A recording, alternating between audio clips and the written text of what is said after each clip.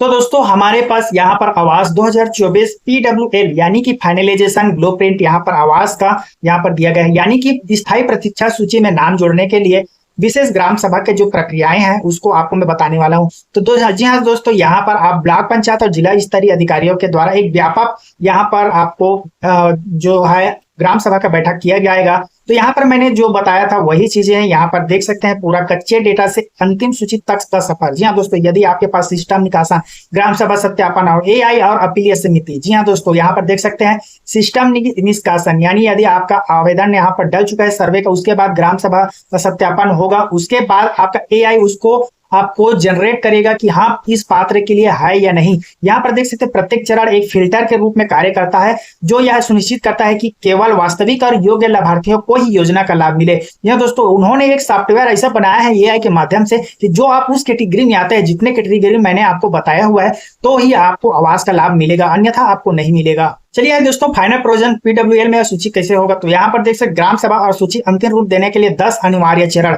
जी हाँ दोस्तों, यहाँ पर 10 अनिवार्य चरण दिया हुआ है, जैसे कि ग्राम पंचायत को निष्कासन पूर्ण चिन्हित करेगा, उसके बाद आपको दोस्तों ग्राम सभा द्वारा समीक्षा किया जाएगा, उसके बाद लाभार्थी डेटा का चयन होगा, उसके बाद दोस्तों कारण दर्ज करना, यहीं पर आपको दावा आपत्ति करने का मौका मिलेगा, और उसके बाद कार्यवाही टेम्पलेट जनरेट करना, जो भी आपका दावा आपत्ति करे रहेंगे, यदि आपका नाम है या नहीं है इस पर आपको पता चल जाएगा। उसके बाद आपका कार्यवाही होगा, उसके बाद टेम्पलेट डाउनलोड करना। जी हाँ दोस्तों, जितने भी आवास की सूची रहेंगे उसको डाउनलोड करके और रखे रहेंगे।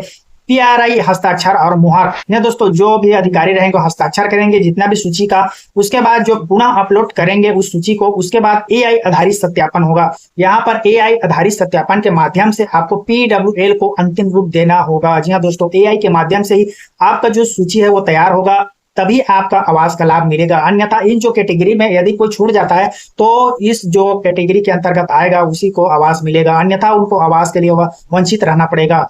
दोस्तों यहाँ पर प्रक्रिया को आगे बढ़ाने के लिए ब्लॉक स्तर पर ग्राम पंचायत डिलीशन मॉड्यूलेशन कंप्लीट चिन्हित करना होगा। जी हाँ दोस्तों, आपके ग्राम पंचायत में किसको डिलीट करना है, किसको यहाँ पर रखना है, सारा चीज इसमें जो आपको पात्र अपात्र चीजें बताया हूं उस पर आधार पर आपको करना है। जिन ग्राम पंचायतों में एक्सेप्टेड डिस्प्यूटेड मामले लंबित है वहां यह चेक बॉक्स अक्षम यानी कि डिसेबल्ड रहेगा। जी हाँ दोस्तों, यदि आपका दावापत्ति किए हैं या उस दावापत्र पर कोई कार्रवाई नहीं होगा तो यहाँ पर डिसेबल्ड कर दिया जाएगा और उनको आवास नहीं दिया जाएगा, यानी कि जो विवादों का समाधान नहीं हो जाता है उनको जीरो रखा जाएगा। यहाँ पर साफ साफ लिखाया गया है, उस पर कोई कार्रवाई नहीं होता है तो विवादों का समाधान नहीं हो जाता है तब तक उसको जीरो होने चाहिए। जी हाँ दोस्तों, यहाँ पर आपका जितने भी दावा रहेंगे जीरो होना चाहिए, तभी उस पंचायत का जो आवास की सूची में नाम जुड़ेगा, अन्यथा दावा के आधार पर उनका जो सूची है वो आगे नहीं बढ़ाया जाएगा। उसके बाद दोस्तों डिजिटल डेटा और जमीनी हकीकत का मिलान। जी हाँ दोस्तों, आपका एआई के माध्यम से आवास सॉफ्टवेयर में डेटा हो जाएगा, उसके बाद पारदर्शिता से उसको एआई जो है वो पात्रता करेंगे। उसके बाद समुदाय का सत्यापन होगा, यानी कि आपका जमीनी हकीकत का मिलान होगा, यानी कि पटवारी भी साथ देंगे, इसमें सरपंच भी साथ देंगे और आपका